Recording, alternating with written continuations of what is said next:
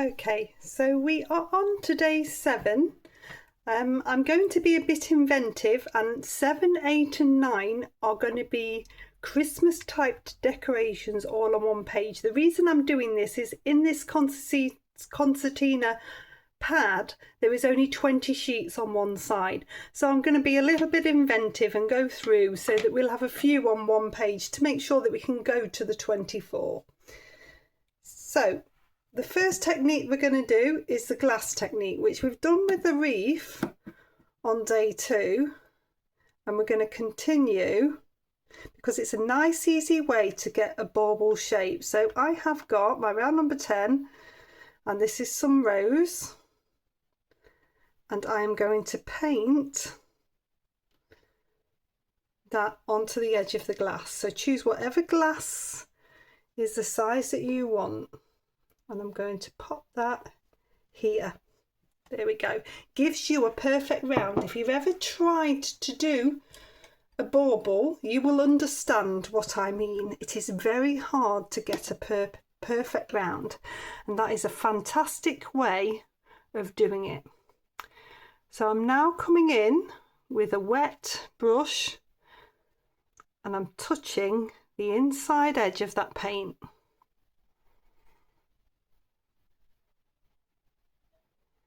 So I'm not going on to the outside edge, but I just want to blend that in. I've got that perfect circle for this bauble. This is quite a big bauble, so this is when we would take water on, so it gives us more time to actually paint it in. If you are going on to dry and taking wet onto dry, it needs to be a small area, otherwise it starts to watermark. I'm just going to touch in some tiny bits. So this is now with a rose and round number 6. So I want to get a nice base colour on here. Remember to trust in the paint and let it do its thing.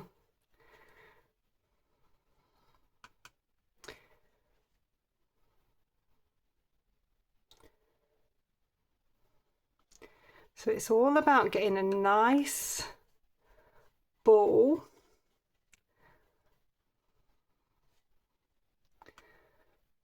that's going to work as this bauble decoration. So I want you to really take your time getting that nice edge.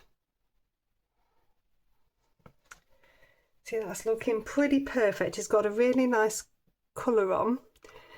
Then I have got some Windsor violet here. So this is a darker colour to contrast the purple, the pink, sorry, it's purple to contrast the pink. This is just going to give us a nice shadow.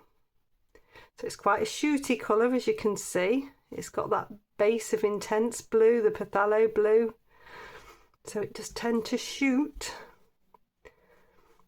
But I'm going to keep that to this bottom edge and keep the other side the lighter side. So I'm thinking lighter and darker.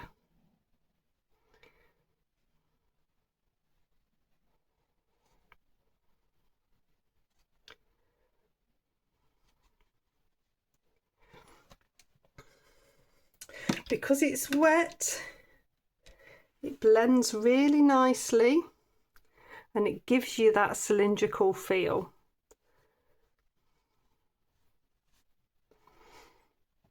That's quite a lot in that area there, so I'm just going to blend it through to lift some of it up so it's not quite as potent. If I dab that off on the kitchen towel, I just don't want that to be a really potent bit. Rinse my brush out. I'm going to come back into the rose. I'm going to take that into the centre.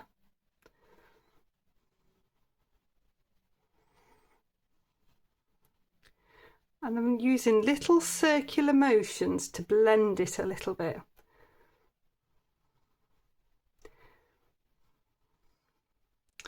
What I want is a really nice, soft, velvety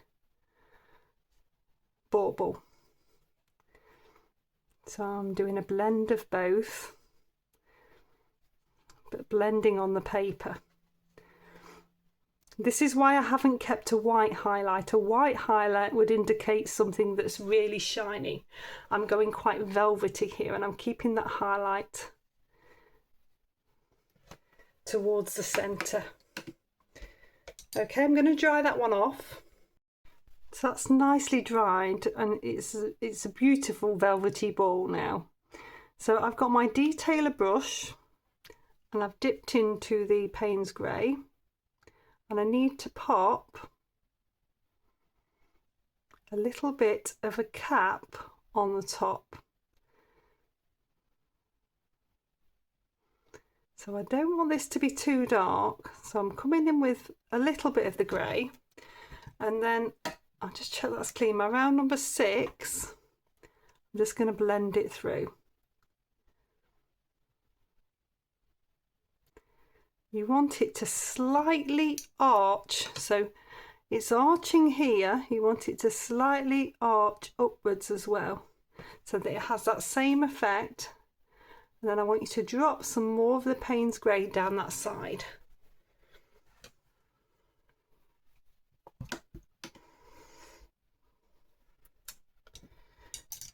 Now, I have got a silver pen here. If you don't have a silver pen, it doesn't matter, you can do this with Payne's Grey. You could also do it with a white pen. But I'm basically going to draw, I find it easier to draw the thread going that way. So that's going to pop the thread in.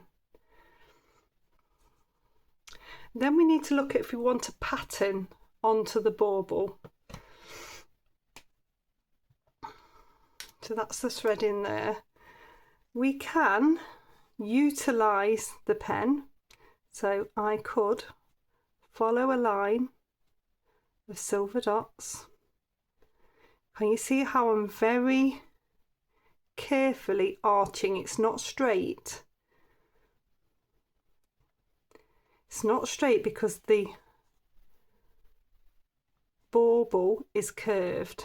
I'm going to bring another line of silver dots. Keep it really simple.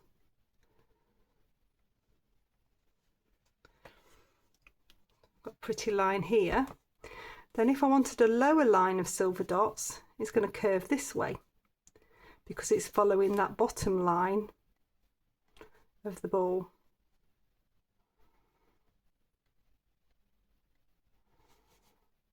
Put the next one in there.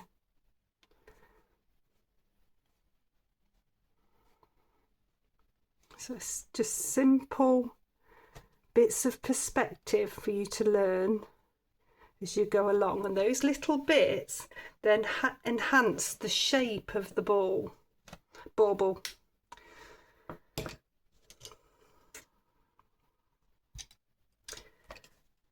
Okay, I'm going to take a little bit of detail on. I'm going to do it with the rose, so we get some painted effects on.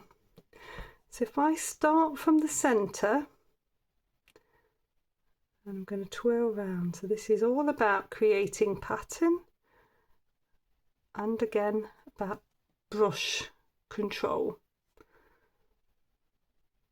So I'm just going to create a few little patterny twirls.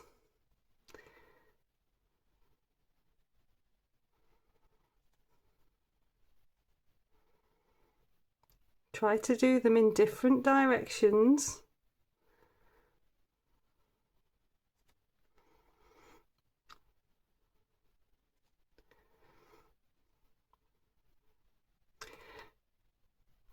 Or do it in a purposeful pattern.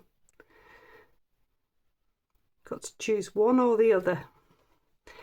What you'll see is I started in the middle quite big, and as I'm working towards the edge, I'm getting smaller. This is another way of creating perspective, and it's all giving the sense of it getting bigger towards the centre smaller to the outside, so this bit's further forward.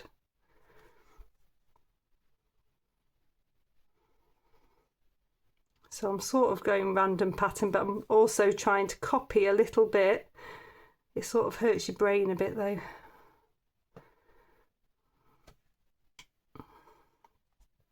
What I've done the other side, mirror it a little bit.